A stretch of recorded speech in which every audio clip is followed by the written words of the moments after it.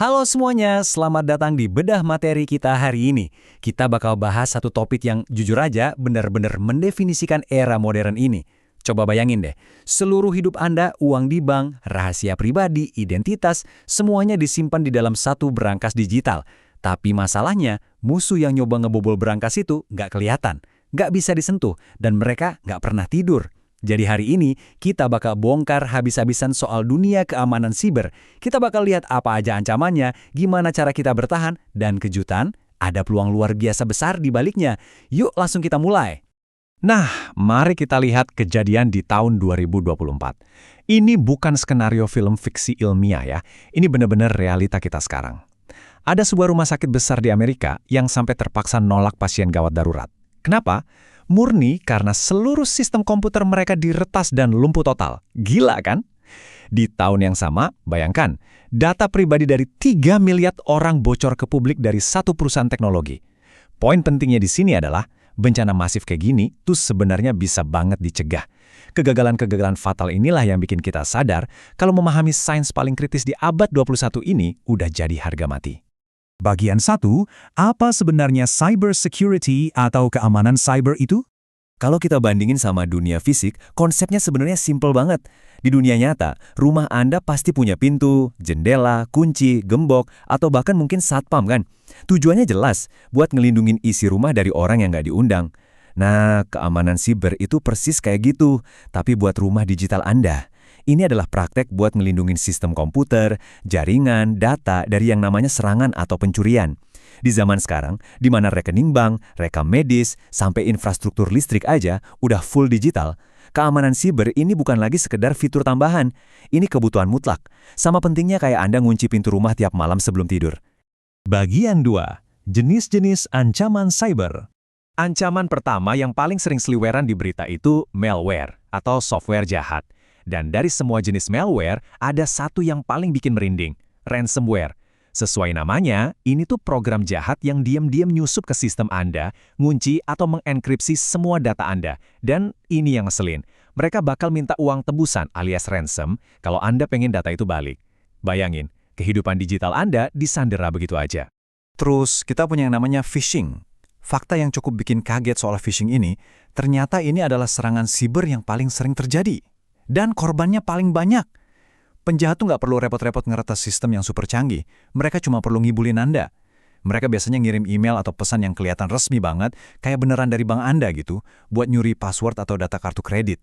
Serangan ini tuh bener-bener ngeksploitasi kelengahan manusia, bukan kelemahan mesin. Dan ya, musuh tak kasat mata kita nggak cuma itu, ada serangan man in the middle, di mana si penyerang diam-diam nyelip di tengah komunikasi antara Anda dan bank buat ngotak-ngatik data. Terus ada DDoS, ini serangan brutal yang ngebanjirin server pakai jutaan permintaan palsu, sampai servernya kewalahan dan akhirnya tumbang. Belum lagi SQL injection, ini teknik buat ngakalin kolom isian di website biar mereka bisa nyedot data dari database di belakangnya. Musuh-musuh ini tuh kerjanya cepet banget dan super sembunyi-sembunyi. Bagian 3, 3 pilar keamanan digital. Oke, kita bedah konsep yang di industri itu sering banget disebut CIA Triad. Tenang, ini bukan badan intelijen Amerika itu ya, tapi 3 pilar utama keamanan modern. Pertama, confidentiality atau kerahasiaan. Ini mastiin data Anda, kayak pesan pribadi, cuma bisa dibaca sama Anda aja, biasanya pakai enkripsi. Kedua, integrity atau integritas. Ini buat mastiin data nggak diubah secara diam-diam. Coba bayangin kalau ada yang ngurangin saldo rekening Anda tanpa ketahuan. Nah, integritas inilah yang nyegah hal itu terjadi. Dan yang ketiga, availability atau ketersediaan. Ini mastiin sistem selalu bisa diakses kapanpun Anda butuh. Contohnya ya dengan nyegah serangan DDoS tadi. Ketiga pilar ini tuh harus jalan seimbang biar sistem bisa dibilang beneran aman. Bagian 4, ekosistem spesialisasi keamanan siber. Banyak orang mikir ahli keamanan siber itu cuma satu profesi doang. Padahal aslinya, ini tuh ekosistem yang luar biasa luas. Ada spesialis keamanan jaringan yang tugasnya ngawal lalu lintas internet. Ada spesialis keamanan aplikasi yang mastiin software yang sering kita pakai nggak ada celahnya. Ada juga keamanan cloud. Terus yang paling deket sama keseharian kita, keamanan endpoint. Ini fokusnya ngelindungin perangkat pribadi kayak laptop atau sekedar mastiin antivirus di HP Anda jalan dengan benar. Tapi jujur, salah satu profesi paling keren di ekosistem ini tuh ethical hacking atau peretasan etis. Bayangin ya, perusahaan-perusahaan raksasa sengaja bayar orang-orang pinter yang disebut penetration tester buat ngehack sistem mereka sendiri. Gila kan? Tapi ini pertahanan proaktif yang brilian banget. Mereka nyari dan nambah lubang keamanan sebelum para penjahat cyber beneran nemuin celah itu. Bagian 5. Pertahanan di kehidupan sehari-hari. Kita udah ngomongin sisi teknis buat perusahaan gede. Nah, buat kita sendiri gimana? Anda sama sekali nggak butuh gelar IT buat punya pertahanan yang solid. Ada 4 langkah emas yang wajib banget diterapin. 1. Please, lupain password kayak tanggal lahir atau 12345. Itu mah sama aja ngasih kunci rumah ke maling. 2. Aktifin yang namanya autentikasi 2 faktor atau 2FA. Ini tuh ibarat gembok tambahan yang wajib ada. 3. Ingat, phishing itu seringnya berawal dari 1 klik aja, jadi jangan gampang ngeklik link yang nggak jelas. Dan 4. Rutin update software. Suka nunda update aplikasi? Itu persis kayak ngebiarin pintu depan rumah Anda kebuka dikit pas lagi tidur nyenyak. Update itu seringnya bawa tambalan penting buat celah keamanan yang baru ketahuan. Oh iya, satu peringatan penting lagi nih. Kalau Anda lagi asik ngopi di kafe atau nongkrong di mall, terus nyambung ke wifi publik yang gratisan, hati-hati. Anda itu lagi ada di medan perang digital. Jaringan gratis begini rawan banget disadap. Jadi, kalau memang kepaksa buka M-Banking atau ngecek data sensitif, selalu gunakan VPN buat mengenkripsi koneksi Anda. Kewaspadaan kita di dunia nyata harus banget dibawa ke dunia digital. Bagian 6. Peluang di era digital. Oke, coba perhatiin angka raksasa ini. 3,5 juta. Menurut World Economic Forum, itu adalah jumlah lowongan kerja di bidang keamanan cyber yang sekarang lagi kosong melompong di seluruh dunia.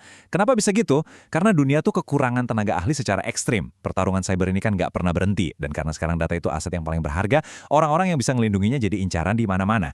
Jadi keamanan cyber ini bukan cuma soal rasa takut aja ya, tapi ini adalah peluang karir yang benar-benar masif.